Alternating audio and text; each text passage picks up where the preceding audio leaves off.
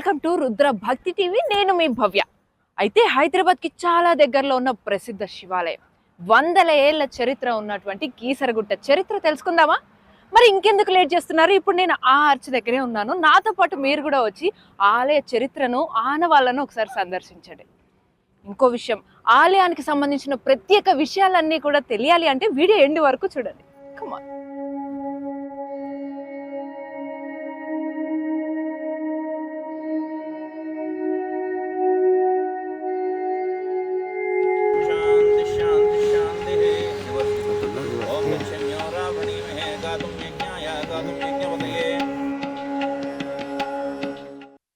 చూసారుగా, రావడంతోనే హిందూ ధర్మానికి ప్రతీకగా ఉన్నటువంటి గోమాతలు మనల్ని పలకరిస్తున్నాయి.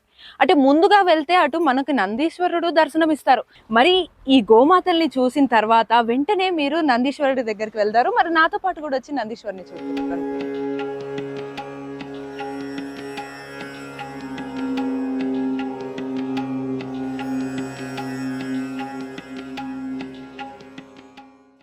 గోమాతలను దర్శించుకున్నాం. ఆ రామలింగేశ్వరుని దర్శించుకోవాలంటే ఈ నందీశ్వరుణ్ణి ముందు దర్శించుకోవాలి. ఇంత గొప్ప పేరున్నటువంటి ఈ ఆలయానికి అనేక పేర్లు ఉన్నాయి. కీసరగుట్ట, కేసరగిరి, ఇలా అనేక పేర్లతో పిలుస్తారు. అంతేకాకుండా ఈ చారిత్రాత్మక పుణ్యక్షేత్రాన్ని రామలింగేశ్వర స్వామి ఆలయం అని కూడా పిలుస్తుంటారు. మరి ఈ ఆలయ దర్శనానికి ఆలస్యం చేయకుండా లోపలికి వెళ్ళిపోదామా? చారిత్రాత్మక పురాతన పుణ్యక్షేత్రం కీసరగుట్ట. దీనిని కేసరగిరి లేదా శ్రీ భవానీ రామలింగేశ్వర స్వామి ఆలయం అని కూడా అంటారు. ఈ దేవాలయం హైదరాబాదు నుండి 30 కిలోమీటర్ల దూరంలో ఉంది. ఈసీఐఎల్ నుండి కేవలం 16 కిలోమీటర్ల దూరంలో ఉంది. ఇక్కడికి ప్రతిరోజు అనేక మంది భక్తులు హాజరై స్వామివారిని సందర్శించుకుంటారు. శివుడు, అతని భార్యలైన భవానీ, శివదుర్గలకు అంకితం చేయబడిన హిందూ దేవాలయం కీసరగుట్ట. శివుడిని ఆరాధించే ప్రతి ఒక్కరూ ఈ దేవాలయాన్ని తప్పక సందర్శిస్తారు. ఎందుకంటే దాని చరిత్ర అంత గొప్పగా ఉంటుంది. కీసరగుట్ట గురించి ఒక్కొక్కరు ఒక్కో రకంగా కథలుగా చెప్తుంటారు. ఎవరెన్ని చెప్పినా కొన్ని చారిత్రాత్మక కథలుంటాయి. వాటిని ప్రామాణికంగా తీసుకోక తప్పదు. బయట స్వచ్ఛమైన ప్రకృతిని ఆస్వాదిస్తూ, కొండలు గుట్టలు చూస్తూ, ఎంతో ఆహ్లాదకరమైన వాతావరణం నుంచి గుడి లోపలికి ప్రవేశించిన తర్వాత నా దర్శనం ఎంతో బాగా జరిగింది. ఇక్కడ ఏర్పాట్లు ఎంత బాగున్నాయంటే, ఇక్కడ ప్రతి ఒక్కరు ఆఖరికి ఈవోతో పాటు, ఆలయ చైర్మన్తో పాటు మిగతా అర్చకులందరూ కూడా నాకు స్వామివారి స్వయంభూ దర్శనం కూడా కలిగించారు. అయితే ఇక్కడ ప్రతిరోజు నిత్యం పంచామృతాలతో స్వామికి అభిషేకం చేయడము, అలాగే పూలతోటి స్వామివారిని అలంకరించడము, చక్కటి బొట్టులు దిద్దడము, వెంటనే భక్తులందరికీ కూడా హారతులు అందించి దాని తర్వాత ప్రసాదాలు కూడా పంచిపెట్టడం జరుగుతుంది. భక్తులందరూ కూడా తన్మయత్వంలో స్వామివారిని దర్శించుకొని వెళ్ళడం జరుగుతుంది. మరి ఈ ఆలయ విశిష్టతలను, ఈ పూజలకు సంబంధించి ప్రతిరోజు నిత్య అన్నదానం కూడా ఇక్కడ నిర్వహిస్తారని కూడా తెలిసింది మనకి. మరి ఈ వివరాలన్నీ కూడా ఏం చెప్తారో ఒకసారి వారిని అడిగి తెలుసుకుందాం.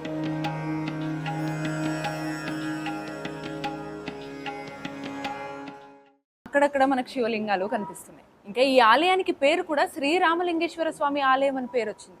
మరి వీటన్నిటి వెనుక ఉన్నటువంటి చరిత్ర ఏంటి, ఈ ఆలయ విశిష్టత, వాటి గొప్పతనం, ఈ ప్రాముఖ్యత అన్నిటి గురించి కూడా ఇప్పుడు మన దగ్గర ఉన్నటువంటి అర్చకులను అడిగి తెలుసుకుందాము. స్వామి పూజారి గారు నమస్కారం. ఈ ఆలయం గురించి, కీసరగుట్ట గురించి ఎన్నో తరతరాలుగా అందరూ వింటున్నారు. కానీ దాని విశిష్టత అందరికీ కూడా, ఈ తరం వాళ్ళకి కూడా ఒకసారి మీరు తెలియజేస్తే చాలా బాగుంటుంది.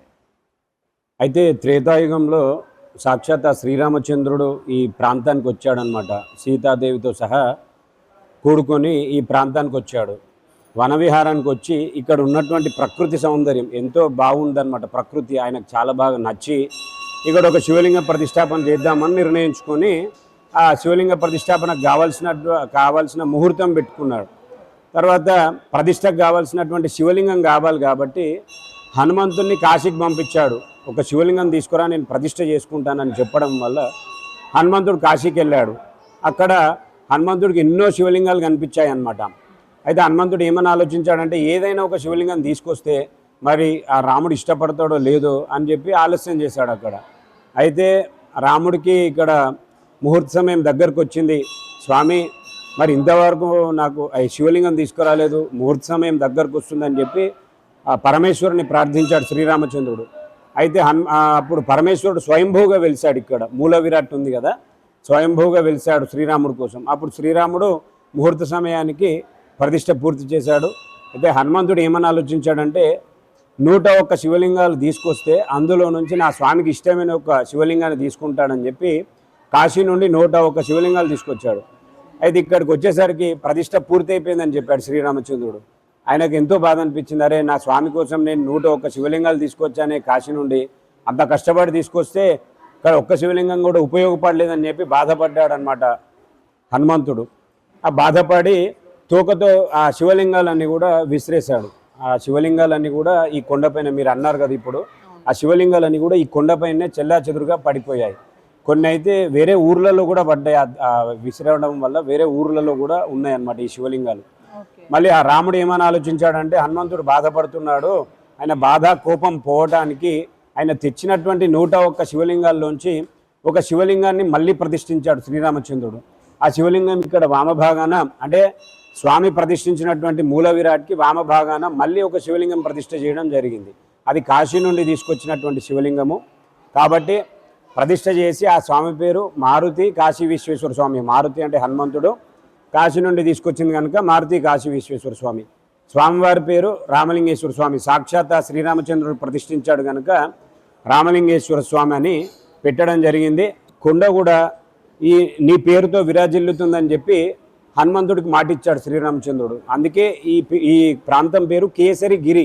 హనుమంతుడు కేసరి నందనుడు కనుక కేసరిగిరి, అది రాను రాను కీసరగుట్టగా మారడం జరిగింది. అయితే ఆ రాముడు ఏం చెప్పాడు, అలాగే ఆంజనేయ స్వామిని ఇక్కడ క్షేత్రపాలకుడిగా చేసి ఆయన తెచ్చినటువంటి ప్రతిష్ఠించినటువంటి శివలింగాన్ని ముందు దర్శనం చేసుకున్నాక ఇక్కడ రాముడు ప్రతిష్ఠించినటువంటి శివలింగాన్ని దర్శనం చేసుకుంటారని చెప్పి మాటిచ్చాడు. అప్పుడు శ్రీరామచంద్రుడు హనుమంతుడికి మాటిచ్చాడు. ఆ విధంగా ప్రతిష్ఠ చేయబడింది ఈ శివలింగము. తర్వాత 1650 సంవత్సరాల క్రితము ఈ ప్రాంతాన్ని విష్ణుకుండి రాజులు వారు ఈ ప్రాంతాన్ని వారి యొక్క రాజధానిగా పెట్టుకొని పరిపాలించడం జరిగింది. ఇక్కడ దాదాపు ఒక 40 సంవత్సరాల క్రితం ఇక్కడ కొన్ని నిర్మాణాలు చేద్దామని చెప్పి త్రవ్వకాలు జరిపితే అక్కడ విష్ణుకుండి రాజులు జరిపినటువంటి అశ్వమేధ యాగాలు చేశారు. ఆ ఆనవాళ్ళు బయటకు వచ్చాయి. అప్పుడు ఆర్కియలాజికల్ డిపార్ట్మెంట్ వాళ్ళు, అంటే పురావస్తు శాఖ వారు వచ్చి ఇక్కడ రీసెర్చ్ చేయడం జరిగింది. రీసెర్చ్ చేసి వారు ఏం చెప్పారంటే, ఈ దేవాలయము 1650 సంవత్సరాల క్రితము విష్ణుకుండి రాజుల్లో 2వ మాధవవర్మ అనే రాజు ఈ దేవాలయాన్ని నిర్మించడం జరిగింది, ఈ ప్రధానాలయం. ఆ విధంగా అప్పటి నుంచి కూడా ఈ దేవాలయం పూజింపబడుతుంది స్వామివారికి. తర్వాత 400 సంవత్సరాల క్రితము అక్కన్న మాదన్నలు అప్పుడు ఈ తెలంగాణ ఈ ప్రాంతంలో ఎన్నో దేవాలయాలు నిర్మించడం జరిగింది. అప్పుడు ఇక్కడ శివాలయం ఉంది, అలాగే ఇక్కడ వైష్ణవ దేవాలయం కూడా నిర్మిద్దాం అనుకొని ఈ దేవాలయం పక్కనే నరసింహస్వామి దేవాలయాన్ని నిర్మించడం జరిగిందనమాట. ఆ విధంగా ఇది శైవ వైష్ణవ క్షేత్రంగా దాదాపు 400-450 సంవత్సరాల నుంచి విరాజిల్లుతూ వస్తుంది. ఎంతో చరిత్ర ఉన్నటువంటి ఈ శ్రీరామలింగేశ్వర స్వామివారి విగ్రహం ప్రతిష్ఠించిన తర్వాత స్వామివారి అర్ధాంగుల విగ్రహాలు కూడా ఇక్కడే ప్రతిష్ఠించారట. అయితే స్వామివారికి కుడివైపున భవానీ అమ్మవారి విగ్రహాన్ని ప్రతిష్ఠించారు, స్వామివారికి ఎడమ వైపున శివదుర్గా అమ్మవారి విగ్రహాన్ని ప్రతిష్ఠించారు. అయితే ఒక్కసారి హారతి తీసుకున్నాక శివదుర్గా మాత విగ్రహాన్ని కూడా మనం వీక్షిద్దాం.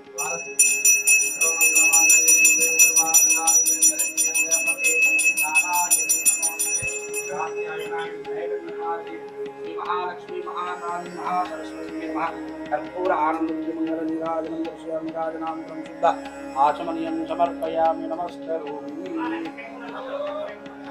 ఇప్పుడు శివదుర్గా మాత వారి అమ్మవారి విగ్రహాన్ని కూడా మనం ఒకసారి చూద్దాం. శ్రీ రామలింగేశ్వర స్వామి వారికి కుడివైపున ఇందాక మనం భవానీ మాత వారి విగ్రహాన్ని ప్రతిష్ఠించడం చూసాము. ఇక స్వామి వారికి ఎడమ వైపున శివదుర్గా మాత వారి విగ్రహాన్ని ప్రతిష్ఠించారు. ఒకసారి అమ్మవారి ఆశీర్వాదం కూడా తీసుకుందాం మనం.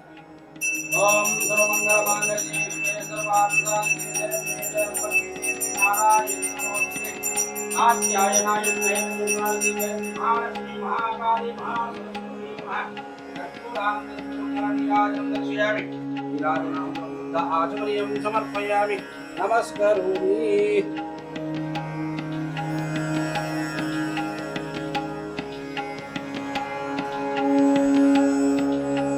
చూసారుగా ఈ ఆలయ విశిష్టతలను, ప్రత్యేకతలను. మరి ఈ ఆలయం గురించి భక్తులు కూడా ఏమనుకుంటున్నారో ఒకసారి వాళ్ళని కూడా అడిగి తెలుసుకుందాం. ఇందులో ఎక్కువగా మహిళలే కనిపిస్తూ ఉంటారు. జెంట్స్ మీరు వచ్చారు కదా, మీరు ఎప్పటి నుంచి వస్తున్నారు కీసరగుట్ట? ఫస్ట్ టైమా? ఫస్ట్ టైం మీకు ఎలా అనిపించిందండి? నచ్చిందా టెంపుల్? మీకు బాగా టెంపుల్లో నచ్చిన విషయం, అంశం ఏంటి? ప్రశాంతంగా ఉంది. దర్శనం బాగా జరిగిందా? ఇక్కడ తెలుగు వాళ్ళు ఇక్కడ ఉన్నటువంటి కీసరగుట్ట దర్శించడం అనేది ఒక ప్రత్యేకత. వాళ్ళందరికీ నచ్చడం అది కామన్ అనిపిస్తుంది. కానీ వేరే వేరే స్టేట్స్ నుంచి కూడా, రాజస్థాన్ వంటి స్టేట్స్ నుంచి వచ్చి ఈ ఆలయంలో ఫ్యామిలీ ఇక్కడ హ్యాపీగా కనిపిస్తున్నారు. ఇన్ఫాక్ట్ వాళ్ళే స్వయంగా వచ్చి మాకు ఈ ఆలయం నచ్చింది అని వాళ్ళు నాతో షేర్ చేసుకోవడం జరుగుతుంది. అది మనతో పాటు ఒకసారి ఏం చెప్తారో చూద్దాం. आपको कैसे लगा ये पूरा टेंपल? पहली बार आ रहे क्या आप? फर्स्ट बार आ रहे। ఇప్పటిదాకా మేము ఆలయ చరిత్ర గురించి ఎంతో విన్నాము. ఈ ఆలయ ప్రతిష్టాపన గురించి, అలాగే భక్తుల నమ్మకం గురించి, విశిష్టతల గురించి మీ అనుభవం ద్వారా ఏం చెప్తారు? నమ్మకమే జీవితం అండి. అంచేత భక్తులకి నమ్మకం ఖచ్చితంగా ఉంటుంది. నా వరకు నేను 10th క్లాస్ వచ్చాను. నాది ఆంధ్ర పాలకొల్లు. 10th క్లాస్ మా నాన్నతో వచ్చి ఇక్కడికి వచ్చినప్పుడు మా నాన్న పూజ చేశాడు. ఆ రాత్రే నాకు కల వచ్చింది, ఇక్కడ ఉద్యోగం వచ్చినట్టు. 10th క్లాస్ ఉద్యోగం అనుకున్నా. 2 years అయిపోయిన తర్వాత సీతాఫలం రైల్వే కోర్సులో ఉన్నాను. అక్కడే మా మిత్రుడు తనిఖీల పని కూడా ఉండేవాడు. టక్కుమని ఉద్యోగం వచ్చింది. ఇంటర్మీడియట్ పాస్ అవ్వగానే అదేందా రైల్వే క్లర్క్ వచ్చింది, చేరానమ్మా. అప్పటికి నమ్మకం. ఈ ఆలయ ప్రాంగణంలో లక్ష్మీ నరసింహస్వామి, శ్రీ సీతారాముల ఆలయాలు కూడా ఉన్నాయి. ఈ ఆలయం చుట్టూ రాతి గుహలలో ఒక రాతిపైన 5వ శతాబ్దానికి చెందిన ప్రాచీన తెలుగు శాసనం కనుగొనబడింది. ఆ శాసనంలో తలచవుండ్రు అనే పదం కనిపించింది. కీసరగుట్ట ఆలయ నిర్మాణం వివిధ దశల్లో జరిగిందని చెప్పొచ్చు. ఇది శాతవాహన రాజుల కాలంలో ఏర్పడి అనంతరం చాళుక్యులు, కాకతీయులు, విష్ణు కుండినుల వంటి అనేక రాజవంశాలు ఈ ఆలయానికి ఒక రూపాన్ని తీసుకొచ్చారని చరిత్ర చెబుతోంది. కీసరగుట్ట ఆలయ పరిసర ప్రాంతాల్లో పురావస్తు శాఖ వారు జరిపిన కొన్ని త్రవ్వకాలలో బయటపడిన పెద్ద పెద్ద హోమగుండాలు కావచ్చు, కొన్ని నాణాలు కావచ్చు, విష్ణు కుండినుల చరిత్రను బాహ్య ప్రపంచానికి తెలియజేశాయని చెప్పొచ్చు. ఈ గుట్టపై ఇంకా మట్టితో చేసిన బొమ్మలు, నాణాలు, ఇటుక నిర్మాణాలు, శివలింగాల శిథిలాలు కనుగొనబడ్డాయి. 2014 అక్టోబర్లో పురావస్తు శాఖ వారు నిర్వహించిన అన్వేషణలో భాగంగా 5వ శతాబ్దానికి చెందిన జైన తీర్థంకరుల 12 విగ్రహాలు ఆలయం మెట్ల దగ్గర 1 అడుగు లోతులో కనుగొనబడ్డాయి. ఇక్కడ ఏకకాలంలో జైన మతం మరియు బౌద్ధ మతం అభివృద్ధి చెందాయని చరిత్ర చెబుతోంది. ఈ కేసరగిరిపై అక్కన్న మాదన్నలు శ్రీ లక్ష్మీ నరసింహస్వామిని ప్రతిష్ఠించి ఆలయం కట్టించి నిత్య పూజలు జరపడంతో ఇది హరిహర క్షేత్రంగా పిలువబడుతోంది. ఇక్కడ మహాశివరాత్రికి ఒకరోజు ముందు కన్నుల పండువగా ఆ పరమశివుడి కళ్యాణం జరిపిస్తారు. లక్షల్లో భక్తులు హాజరై ఓం నమ శివాయ అనే పంచాక్షరి మంత్రంతో గుట్ట మారుమ్రోగిపోతుంది. ప్రతి సంవత్సరం మహాశివరాత్రి పర్వదినాన అత్యంత వైభవోపేతంగా రథోత్సవాలు నిర్వహిస్తారు. అగణిత భక్తజనం భక్తి శ్రద్ధలతో పూజలు నిర్వహించి కోరికలు నెరవేర్చుకుంటారు.